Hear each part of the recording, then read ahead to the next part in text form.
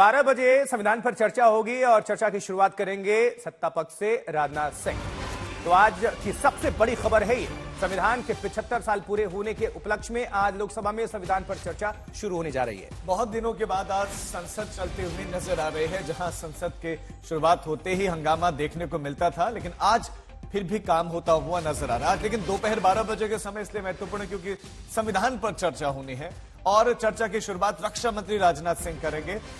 Important यह भी है कि कांग्रेस की तरफ से, विपक्ष से प्रियंका गांधी आज पहली बार संसद में बोलने जा रहे हैं। उनका पहला संबोधन होगा, फिर राहुल गांधी होंगे और दूसरे ओपोजिशन के लीडर्स भी बोलेंगे। एनडीए की तरफ से लगभग 15 सांसद जो है भाषण देंगे, अपना जो है पक्ष रखेंगे। चर्चा की शुरुआत रक्षा मंत्री करने वाले हैं, राज्यसभा में गृहमंत्री Shah.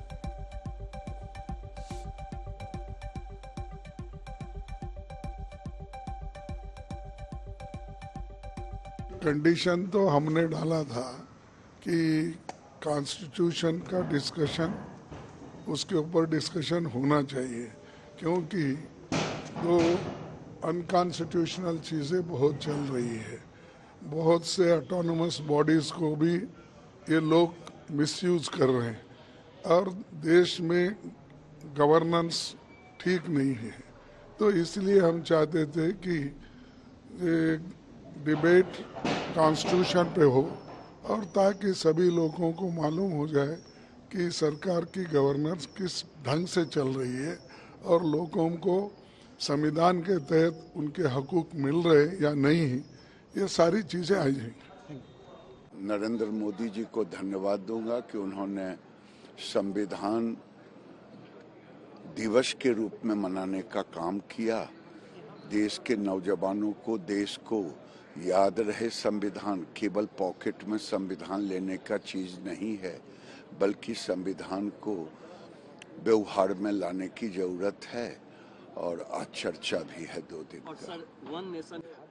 One nation one election, एक देश एक चुनाव, एक भारतीय जनता पार्टी की जुगाड़ है चुनाव जीतने की। संविधान हमने और आपने सबकी जिम्मेदारी सुरक्षित रखना। ये संविधान ही है जो हमारा पथ प्रतख है, पथ दिखाता है, हमें रास्ता दिखाता है। यही संविधान हमें सम्मान दिलाता है, संविधान हमारी रक्षा करता है, संविधान हमारी संजीवनी है, संविधान हमारे पीड़ित परिवार के लिए प्रकाश स्तंभ की तरह है। और अभी तक पीड़ित परिवार और पीड़ित के लोगों को इसने सम्मान दिया है। अब पीड़ित के लोगों की जिम्मेदारी बनती है कि संविधान को बचाएं। और आप में से तमाम पत्रकार साथी हैं जो हर चीज को समझते हैं, दूर से देखते हैं।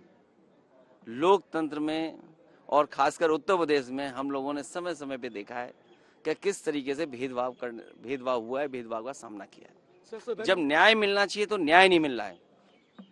संविधान ये एनालिसिस करेंगे कि संविधान में जो लिखा है उसकी मंशा के अनुकूल सरकार काम कर रही है कि नहीं कर रही है।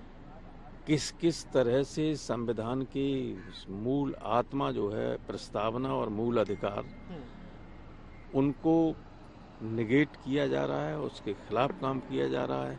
ये सारी बातें हैं। और बीजेपी वाले इमरजेंसी की बात करें, यही चलेगी और क्या चलेगा।